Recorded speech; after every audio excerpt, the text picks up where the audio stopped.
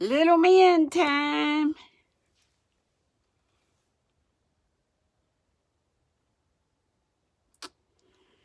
The little house looked as quiet, sunny, and homelike as when Meg entered it as a bride 10 years ago, only when it was early summer and rose blossomed everywhere. Now it was early autumn, and dead leaves rustled softly down, leaving the branches bare. The bride was a widow now. It's hard to believe, isn't it? But the same serenity shone in her face, and the sweet resignation of a truly pious soul made her presence a consolation to those who came to comfort her. "Oh, Meg, how can you bear it so?" whispered Joe as she met them at the door with a smile of welcome and no change in her gentle manner, except more gentleness. "Dear Joe, the love that has blessed me for 10 happy years supports me still. It could not die. And John is more my own than ever," whispered Meg, and in her eyes the tenderest trust was so beautiful and bright that Joe believed her, and thanked God for the immortality of love like hers. They were all there, Mother and Father, Uncle Teddy, and Aunt Amy, old Mr. Lawrence, white-haired and feeble now, Mr. and Mrs. Bear with their flock, and many friends come to do honor to the dead. One would have said that the modest John Brooke in his busy, quiet, humble life had had little time to make friends, but now they seemed to start up everywhere. Old and young, rich and poor, high and low, for all unconsciously, his influence had made itself widely felt. His virtues were remembered, and his hidden charities rose up to bless him. The group about his coffin was a far more eloquent eulogy than any Mr. March could utter.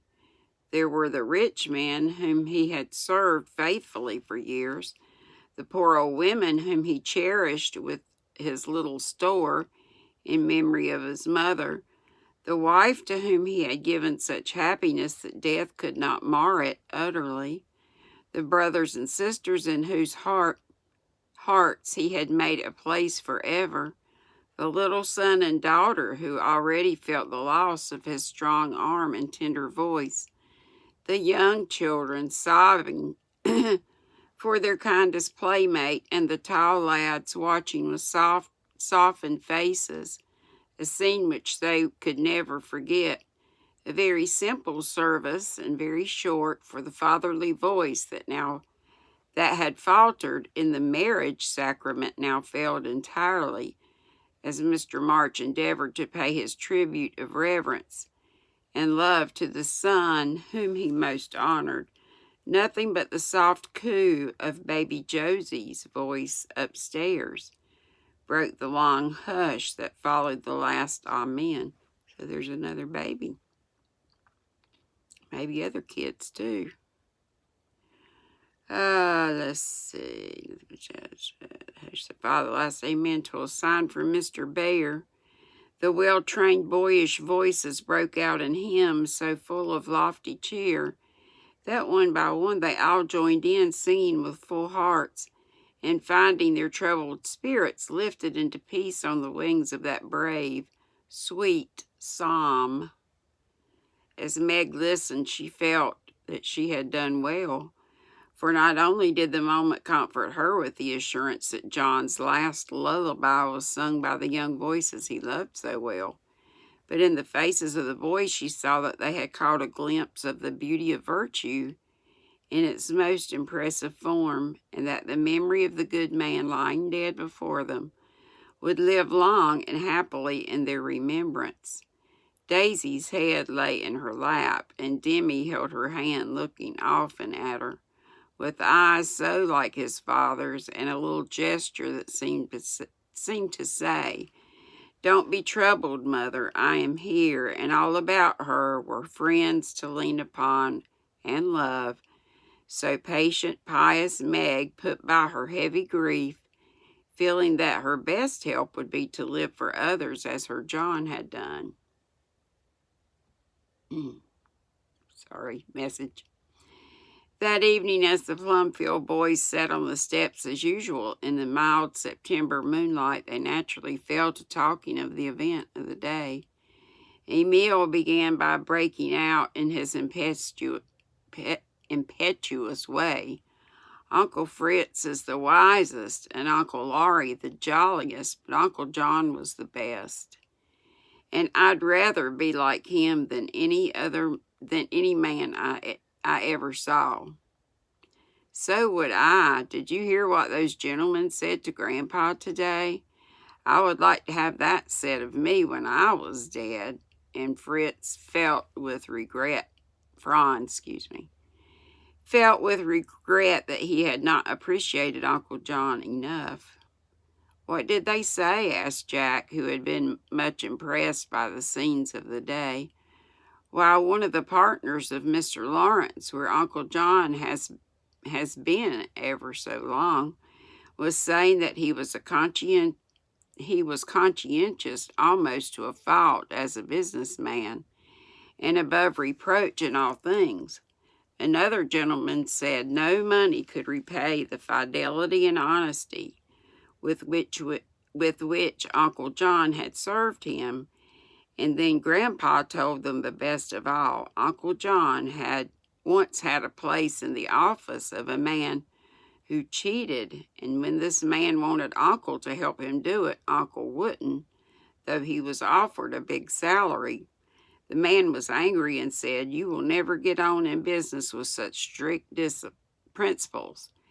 And Uncle answered back, "I never will try to get on without them," and left the place for a much harder and poorer one. Good, cried several of the boys warmly, for they were in the mood to understand and value the little story as never before. He wasn't rich, was he? Asked Jack. No. He never did anything to make a stir in the world, did he? No. He was only good? That's all.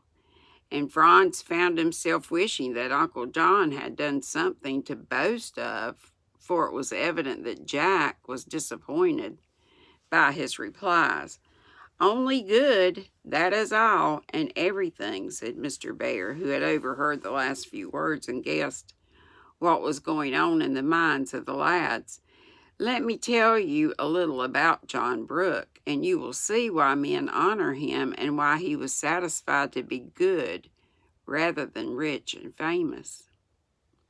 He simply did his duty in all things and did it so cheerfully, so faithfully, that it kept him patient and brave and happy through poverty and loneliness and years of hard work.